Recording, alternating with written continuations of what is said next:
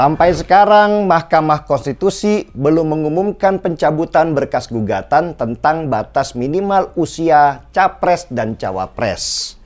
Memang ada yang mencabut berkas gugatan batas usia, tapi yang menggugat juga masih banyak. Dan berkasnya itu masih menggantung di meja hakim-hakim Mahkamah Konstitusi. Padahal pendaftaran capres tinggal 10 hari lagi loh, atau tanggal 19 Oktober nanti. Ini yang menimbulkan keresahan di banyak masyarakat dan berpotensi ditunggangi oleh kepentingan politik, apalagi menjelang Pilpres ini. Sudah banyak pakar hukum yang mengingatkan, termasuk mantan Ketua MK Profesor Mahfud MD, supaya Mahkamah Konstitusi hati-hati. Karena pada dasarnya Mahkamah Konstitusi itu tidak bisa mengubah atau membuat sebuah aturan, apalagi aturan yang tidak melanggar konstitusi. Yang berhak mengubah ya DPR, si pembuat undang-undang. Jadi selama batas usia yang selama ini ada di undang-undang atau minimal 40 tahun itu tidak melanggar aturan atau berlawanan dengan konstitusi, maka itu bukan wewenang atau haknya Mahkamah Konstitusi untuk mengubahnya. Mantan Ketua Mahkamah Konstitusi yang lain, Jimli Asidiki, malah lebih keras bilang kalau gugatan usia capres dan cawapres menjelang Pilpres ini itu hanya mainan orang-orang yang sedang mencari panggung politik. Gugatan ini hanya memalukan nama Jokowi, kata Profesor Jimli. Kenapa gugatan di Mahkamah Konstitusi itu dianggap memalukan nama Jokowi? Ya, karena gugatan batas usia minimal itu poin utamanya sebenarnya supaya Gibran, anak Jokowi, bisa lolos dan menjadi calon wakil presiden. Apalagi Ketua Mahkamah Konstitusinya Anwar Usman itu adalah iparnya Jokowi.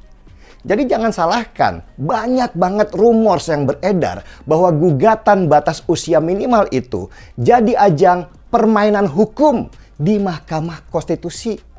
Dan ini pasti akan merugikan nama baik Jokowi. Apalagi kemudian beredar isu bahwa Jokowi ingin mengembangkan dinasti politiknya di negeri ini. Beberapa hari lalu saya menonton video di media sosial yang disebar oleh banyak orang tentang pembagian tulisan politik dinasti Jokowi. Dan kemarin juga di acara Car Free Day di Jakarta, ada lagi beberapa video orang sedang membagikan tulisan yang sama tentang politik dinasti Jokowi. Isu politik dinasti ini sudah bukan lagi jadi kasak kusuk di warung kopi sambil berbisik, tapi sudah menjadi gerakan politik yang akan merugikan nama baik Jokowi. Bahkan di Jogja, para mahasiswa sudah berorasi tentang isu politik dinasti Jokowi. Saya nggak tahu siapa sih yang ada di belakang gerakan bagi-bagi pamflet atau demo mahasiswa di Jogja itu. Tapi yang jelas itu merugikan sekali untuk Jokowi. Yang saya tahu, orang yang sangat berharap Gibran jadi calon wakil presidennya adalah Prabowo Subianto. Prabowo bahkan dikabarkan sudah bolak-balik melobi Jokowi supaya Gibran jadi calon wakil presidennya. Bahkan dia sudah nggak malu-malu lagi memajang foto dirinya dengan Gibran di baliho di banyak daerah. Ini memang Pilpres terakhirnya Prabowo, karena dia sudah semakin tua dan tampak sudah sangat lelah. Jadi dia mati-matian Pilpres tahun 2024 ini dia harus berkuasa atau tidak akan pernah sama sekali.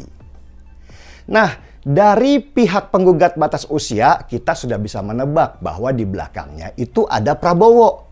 Apalagi dua penggugat adalah kader Gerindra dan dua lagi dari Partai Garuda dan PSI yang juga kelihatannya condong ke Prabowo. Pertanyaannya adalah, siapakah yang mendapat keuntungan dengan penyebaran buku politik dinasti Jokowi itu? Tentu bukan Ganjar, karena nggak ada keuntungan apapun yang didapat Ganjar dengan isu politik dinasti itu, malah merugikan. Menurut survei-survei, mayoritas pemilih Jokowi akhirnya memilih Ganjar karena dia dianggap paling mirip dengan Jokowi. Jadi kalau framing politik dinasti Jokowi itu semakin meluas, maka orang juga akan memandang bahwa Ganjar mendukung politik dinasti itu. Yang paling dapat keuntungan dari isu politik dinasti itu tentu adalah capres satu lagi, Anies Baswedan. Apalagi Anies mengangkat jargon perubahan. Tentu isu politik dinasti Jokowi itu akan membuat Anies mendapatkan momentum. Apalagi sekarang suaranya Anies turun terus dan nggak tertolong lagi meski sudah berpasangan dengan Caimin. Tentu isu politik dinasti Jokowi itu akan jadi gorengan empuk untuk menaikkan nama Anies. Prediksi saya sih bentar lagi akan ada demo-demo susulan untuk menunggangi isu politik dinasti Jokowi itu. Apalagi kalau mendadak Mahkamah Konstitusi memutuskan bahwa usia di bawah 40 tahun boleh nyapres atau jadi cawapres, tapi harus punya pengalaman memimpin daerah. Sudah pasti keputusan itu ditujukan untuk meloloskan Gibran.